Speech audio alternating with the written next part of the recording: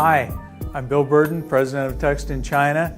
Today I'm going to talk to you a little bit about the difference between a glazed foot and an unglazed foot. Glazed foot is done in what they call a two-fire process. In other words, they take and form and finish a piece, put it into the kiln, fire it at the high temperature, bring it out, glaze it, put it back in the kiln again, and fire at a lower temperature on pins. It gives you a glazed foot. Single fire process, which is what Tuxton uses, is we take form, finish, and glaze the piece, and then it goes into the kiln and is fired just a single time at the high temperature. There's basically no difference between the durability of the pieces, just a different way to get to the same point.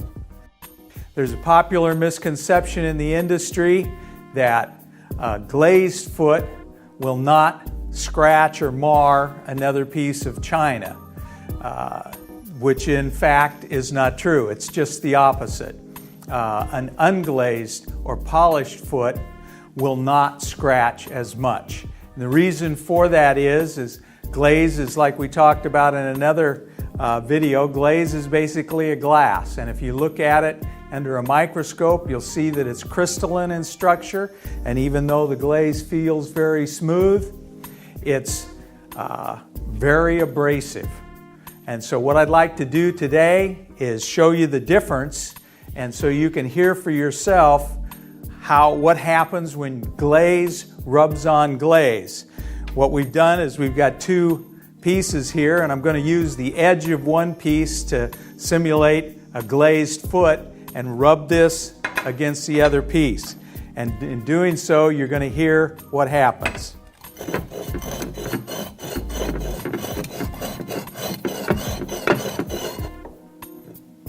You can hear that glaze scratching and grinding against the other part of the glaze.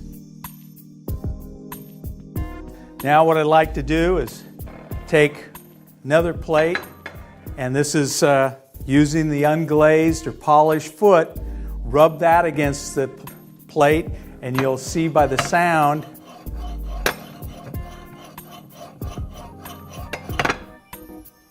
it tends to slide over the glaze and doesn't scratch nearly as much. What I showed you today was a little misconception about the difference between how a glazed foot and an unglazed or polished foot scratches another piece of china. As always, thank you for watching. We hope you found this information useful. And if you'd like to see our entire library of Food Service China 101 videos, check out our website and YouTube channel.